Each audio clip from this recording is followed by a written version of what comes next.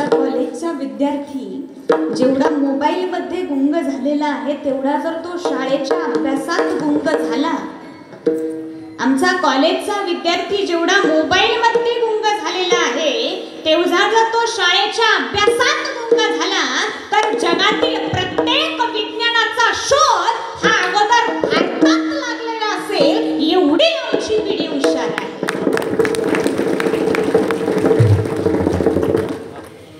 पण आम्ही ती बुद्धी गेम मध्ये व्यस्त केली, नेट मध्ये व्यस्त केली, व्यसनामध्ये व्यस्त केली.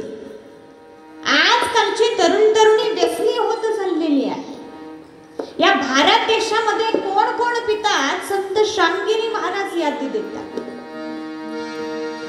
हुए शराबी अब भारत में, दारू मदिरा पीते हैं.